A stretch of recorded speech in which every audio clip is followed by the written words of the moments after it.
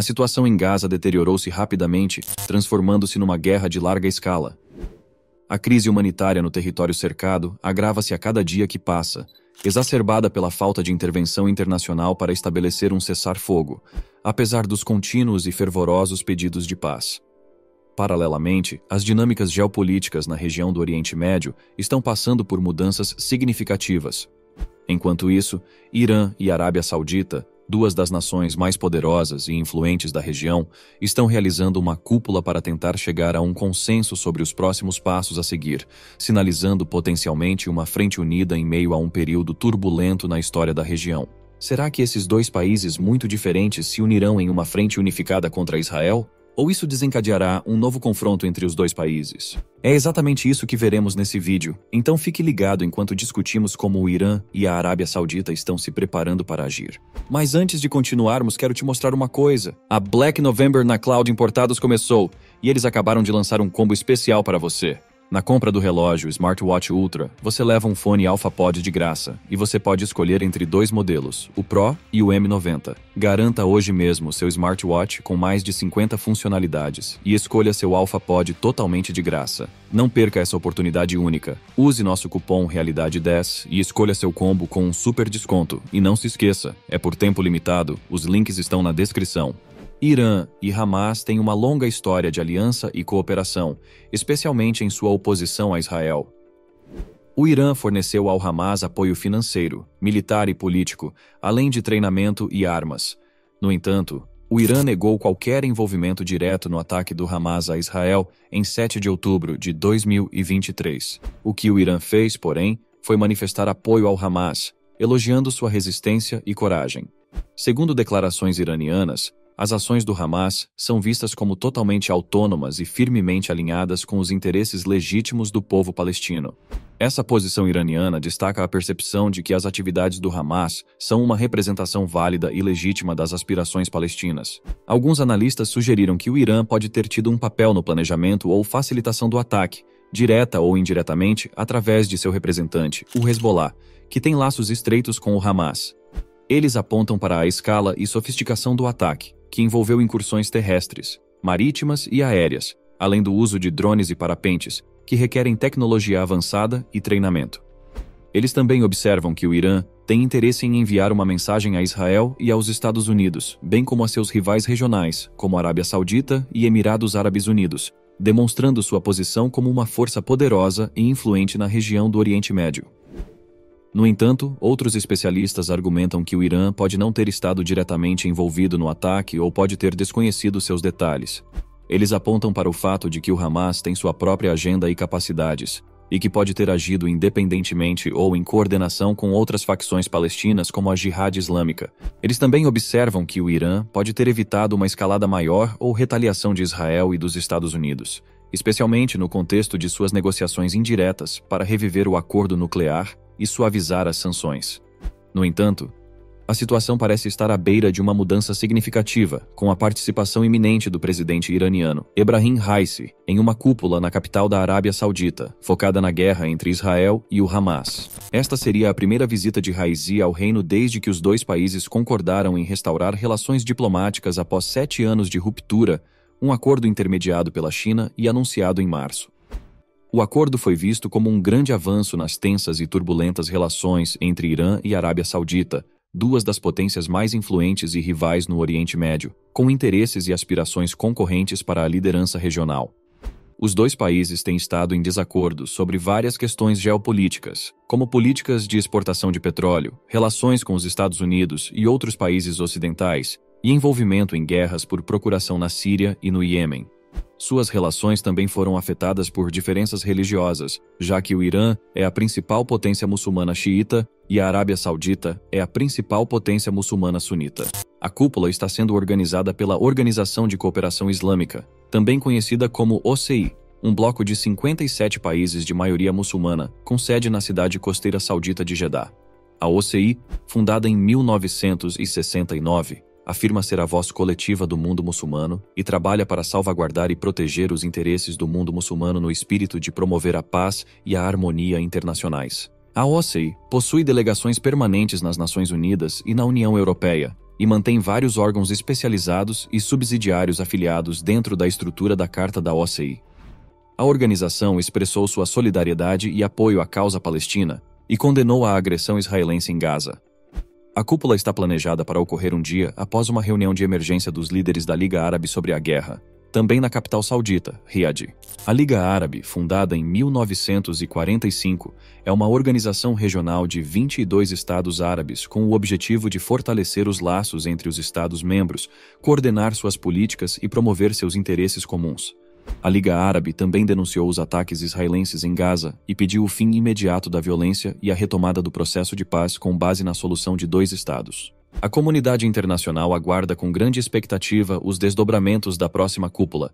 Existe uma grande expectativa sobre as decisões e medidas que possam surgir desta reunião, especialmente no que diz respeito à abordagem que o Irã, a Arábia Saudita e outros países envolvidos possam adotar em relação à situação com Israel. À medida que a região enfrenta essas questões críticas, a reunião pode desempenhar um papel significativo na definição da direção dos esforços diplomáticos e resolução de conflitos no Oriente Médio. O Irã pode ter interesse em escalar o conflito ou ameaçar usar suas capacidades nucleares, que retomou o desenvolvimento após a retirada dos Estados Unidos do Acordo Nuclear de 2015.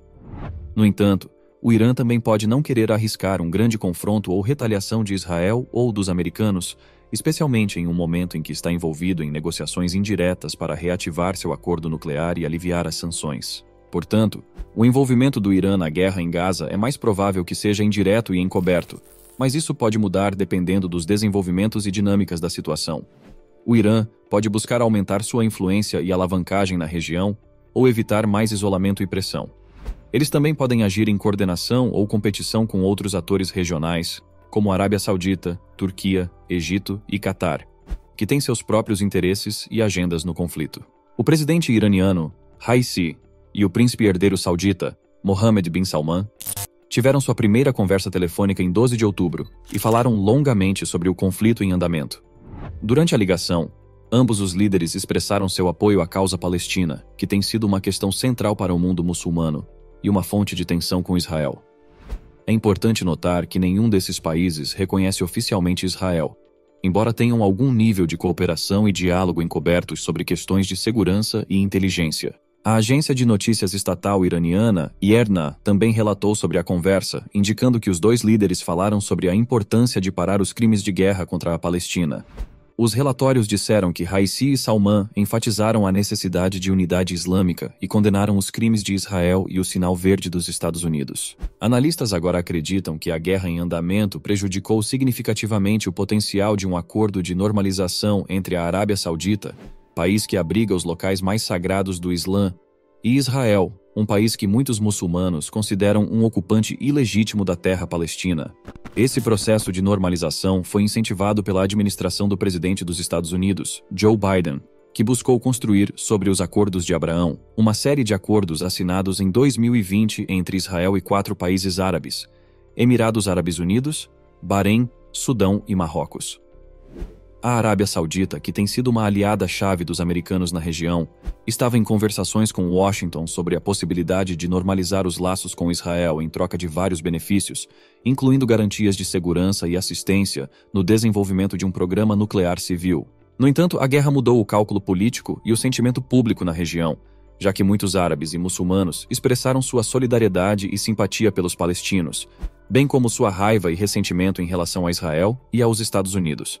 O mundo está observando outras nações no Oriente Médio e notando suas reações ao conflito desde que Israel começou a bombardear Gaza em 7 de outubro de 2023, em resposta a um ataque surpresa e sem precedentes do Hamas. Oficiais egípcios têm se preocupado com a possível entrada de palestinos da faixa de Gaza na península do Sinai através da passagem de Rafah, na fronteira egípcia. Isso pode ocorrer tanto como resultado da fuga do conflito, quanto por serem expulsos por Israel.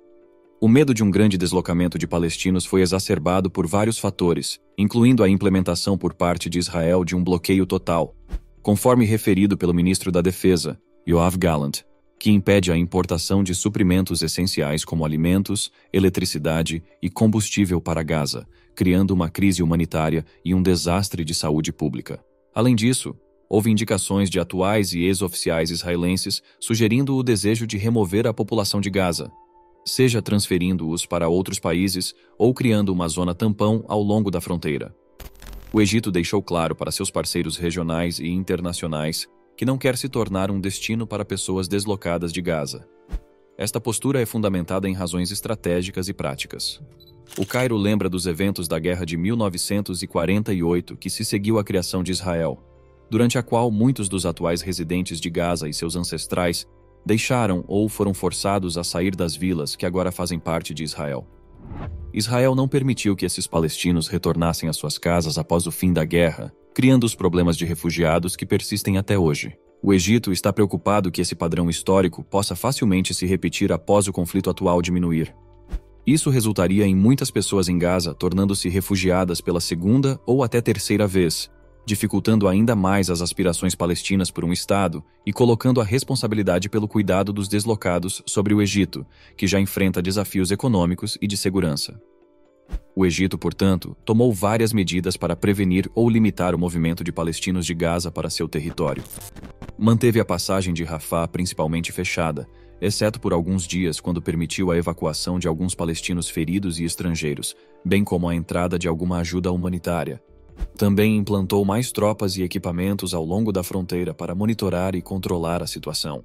Além disso, o Egito trabalhou em conjunto com Israel e o Hamas para promover um cessar-fogo e buscar uma solução política, além de colaborar com outras entidades regionais e internacionais na mobilização de apoio e assistência para o povo palestino.